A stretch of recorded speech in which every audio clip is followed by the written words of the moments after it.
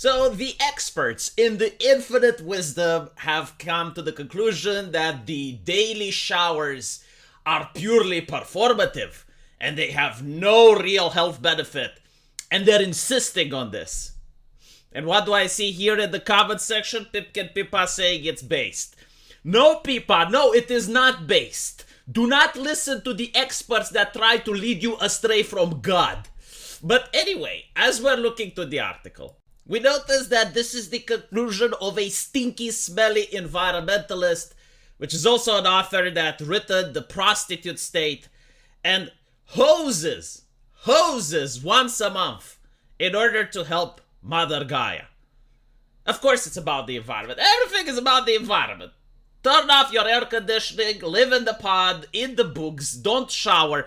You know, you're looking at the wealthy, the politicians, and they're flying around with private jets in order to go to environmentalist meetings that could be done on Skype or Zoom.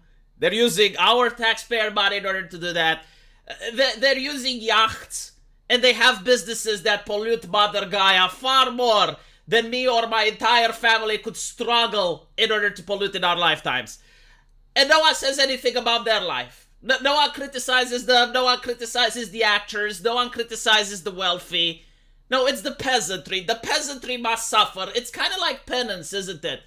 Any of you who actually know about medieval society, you will know that religion also took some more extremist forms. You also had some people that thought everything bad that's happening on Earth is because we have upset God, and it's because we use our body in order to sin. So if our body is wrong, then our spirit is righteous, and in order to help empower our spirit, we have to punish our body. And you had like these people going around pulling ashes into their heads, lashing themselves out, like all of these bizarre rituals and bizarre behaviors that were meant as penance and suffering. And we're looking at back now and we're laughing at them. We're like, wow, these people, you know, they really wanted to suffer. And it's the same thing with the environmentalists.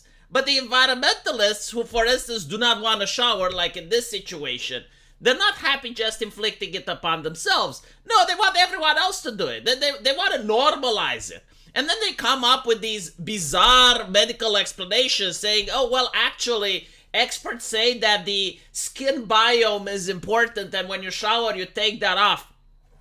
And the interesting thing is, like, how do you reach this conclusion? Did you reach this conclusion by actually studying medicine and coming upon this discovery? Or was it that you just didn't want to shower, so you're going to like 10 or 20 doctors and you're like, hey, come on, just find me any reason to push my bullshit amongst the peasantry. And eventually you find one doctor that comes up with this bizarre reason, and you're going to use his citation while ignoring all the other doctors that contradict the one you like. I mean, honestly, most people shower, most people bathe. Do we see an exponential rise in skin disease? Do we see people with warts and oozing pus? Like, no, of course not. Because you're full of shit. And of course they will say, well, yeah, but like back in medieval society, people didn't wash as much and blah, blah, blah, blah, blah. I don't know how medieval society looked like because I don't have a video of it. Now, sure, you know, you do have like some sources and historians that can describe to you how people look like, and we know that they bathe, but guess what? If they had access to a river, if they had access to any type of water, they would probably bathe quite often. And even the ones that couldn't would bathe quite frequent, even if it wasn't on a daily basis, because people like being clean. It's not just about the health, it's also about the way you look. You look better after you bathe. You look better once your hair is clean. And secondly, it's also the fact that you smell nicer. This is why we have beauty products, in order to smell nicer. People, like, if you actually do what this environmentalist tells you, and you try to live the life by not showering, and, you know, what on earth they're saying? Oh yeah, he's apparently washing at the sink with a soaking towel.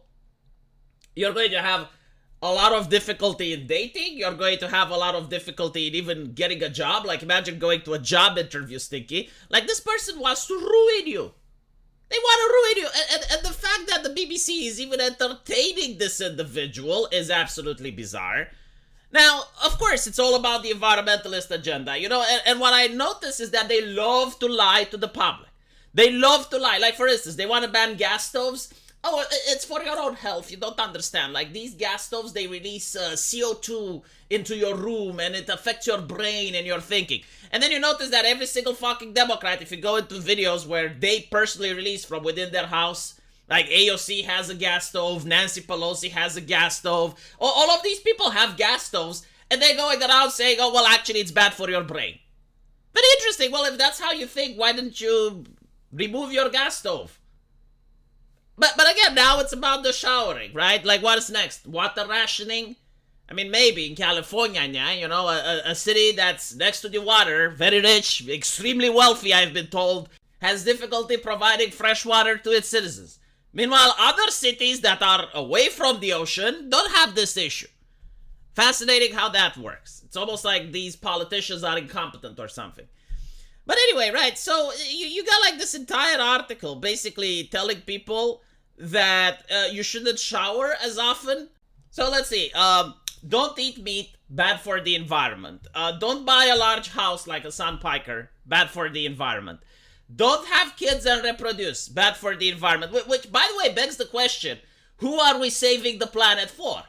Because even with global warming, like if I'm looking at what the scientists are saying, it's bad for humanity, but you will have other animals that thrive. Like nature is very quick to adapt. So you will have other species that adapt. And the question is like, okay, so you want to save the earth for whom then? They don't know the answer to this question. But yeah, so don't have kids, don't eat meat, don't live in a big house, don't turn your AC, don't drive your own car. Meanwhile, watch CNN, right? Like, your television doesn't pollute, it seems. Like just watch the media. Watch the mainstream media. Listen to what the politicians, especially the leftist politicians, have to say. And I'm willing to bet they may allow you, like, through their graces, they may allow you to have your car one day every 4 years in order to go and vote for the correct politicians. Vote for the Greens. Right. Those are the great people. Everything else, though, like, you need to just walk or use public transport, which, of course, they can decide which are the routes, where you're allowed to go, and preferably, if we live in a cashless society, if you're a bad person, you may not even be allowed to use the public transport. Unironically, like, I even asked an environmentalist, like, is the horse and carriage acceptable? Like, if we live in a world without cars, can we live like in the medieval society? No, because horses produce carbon. You're not allowed to even have a horse and a carriage. No. Oh, okay, I see.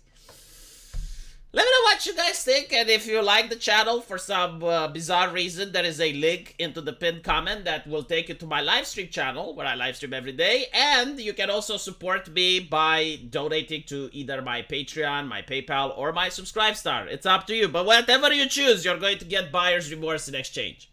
So, take care.